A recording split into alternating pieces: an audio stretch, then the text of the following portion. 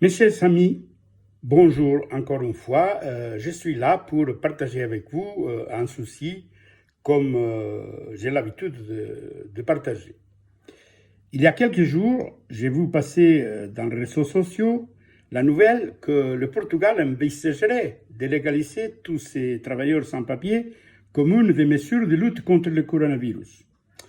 J'ai comme principe de ne pas contribuer à la propagation de nouvelles sans contraster ou manipulables qui ne font qu'ajouter à la confusion générale et toujours en détriment de ce qui est raisonnable.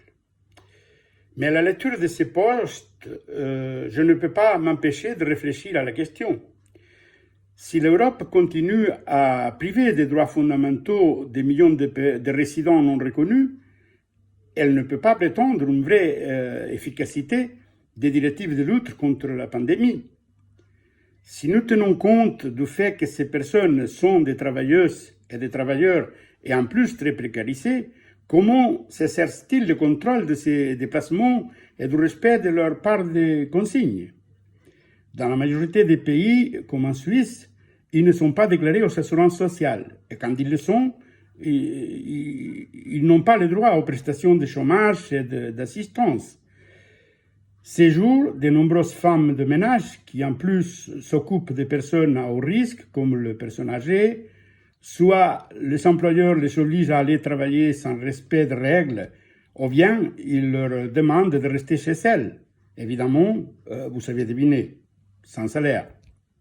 Ces personnes sont, sauf rare exception, très mal payées et ils n'ont pourtant des fortunes pour piocher dedans et tenir le coup. Ils n'ont, malgré le déni des autorités, une vie comme tout le monde. Des enfants, des maris, comment elles font pour assurer la garde de ces enfants si les résidents officiels ont déjà des énormes difficultés eux-mêmes. La ville de Genève, par exemple, a mis en place des structures d'accueil pour les victimes de violences sociales et domestiques. Et en principe, ils ne contrôlent pas les papiers. Ces initiatives sont louables et il faut les multiplier. Mais en définitive, les personnes qui sont contraintes à rester dans l'anonymat sont, de par ces faits, contraintes à sauter les consignes. Mourir de faim ou risquer de contaminer, le choix est vite fait. Et puisque pour certains, la haine et le ressentiment peuvent, plus que la raison, penser qu'en donnant à ces personnes le droit de se protéger, nous nous protégeons nous-mêmes. Si ça se trouve, en se contagiant, ils nous contagient et nous mourrons. J'ai constaté avec satisfaction que à la frontière suisse, une voie rapide prioritaire a été ouverte pour les soignants frontaliers qui viennent travailler à Genève. Bravo aux autorités douanières. Et alors là, même les plus farouches antifrontaliers ne trouvent rien à dire sur ces scandaleux privilèges. Pourquoi? Parce que la chocotte fait des miracles dans les deux sens. Alors pourquoi ne pas faire appel tout simplement au bon sens et demander à nos autorités de donner des papiers à toute personne travaillant dans le pays?